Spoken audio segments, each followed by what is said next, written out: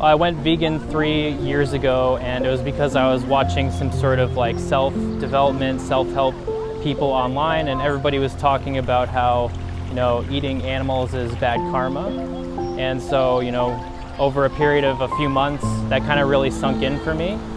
And I decided to try it.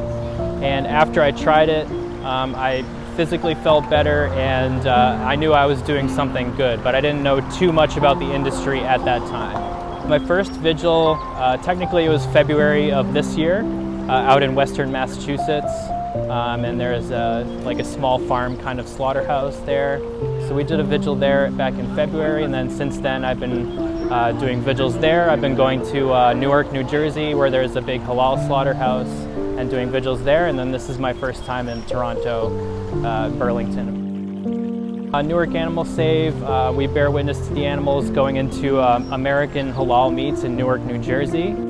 So because it's halal, there's no pigs, and so mostly you'll see cows and lambs, as well as goats, and occasionally the truck that will be with chickens will come in as well.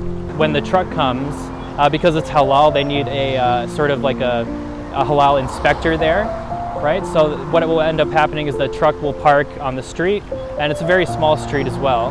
So they do need to like back up and turn around. But the truck will end up parking there, and they'll end up being around, on average, about a half an hour where we get to bear witness to the animals and spend quite a bit of time with them, giving them water, recording them, sharing their stories, and comforting them, of course, as well.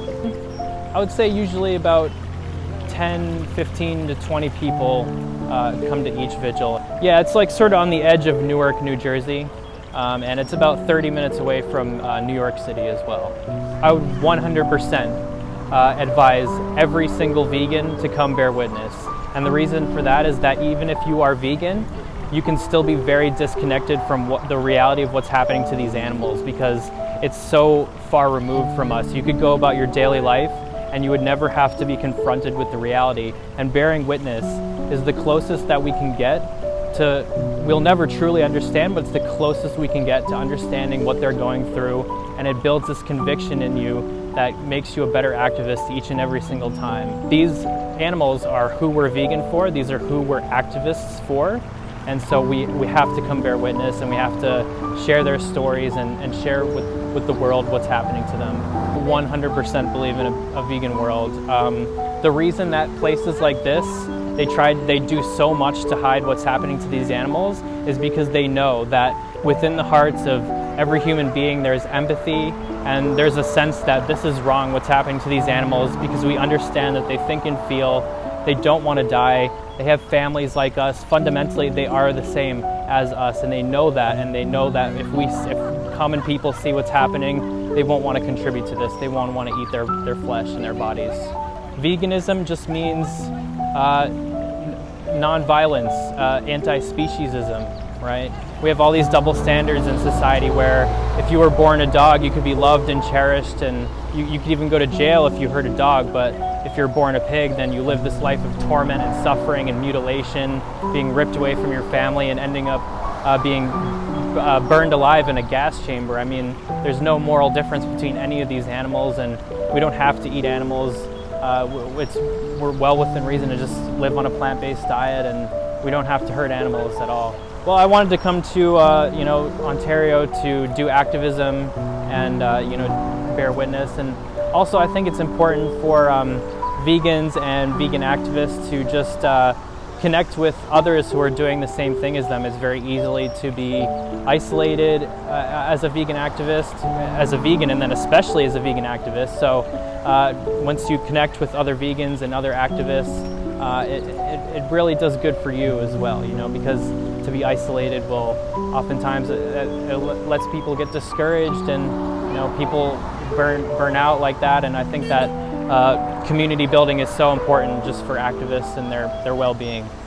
I think that all types of activism are needed. I think people need to go out on the streets and have conversations and educate. I think people need to be here, and they need to bear witness to the animals and get footage and share their stories. I believe people need to go into places and sort of disrupt and be more assertive and more aggressive with their approach as well.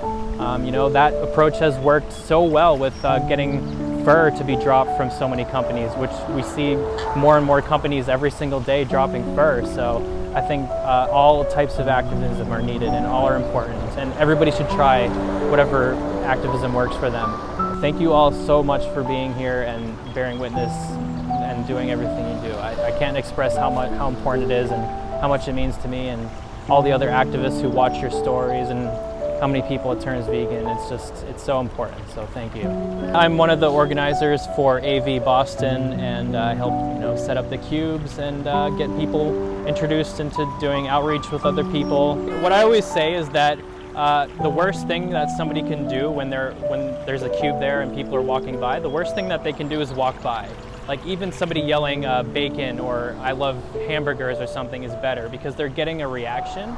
Right? So even if I have a very difficult conversation with somebody where they say, I'm not going to go vegan, I don't accept anything that you're saying, I still like that I'm engaging them and that I'm getting some kind of a response.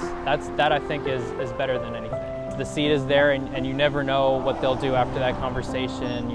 Maybe they have that conversation and they're not feeling it, but then the next day they run into some sort of post from the Save movement or something, and they see something that builds them that extra step, right? So people might not go vegan on the spot, but it might be one of those things that are continuously catapulting them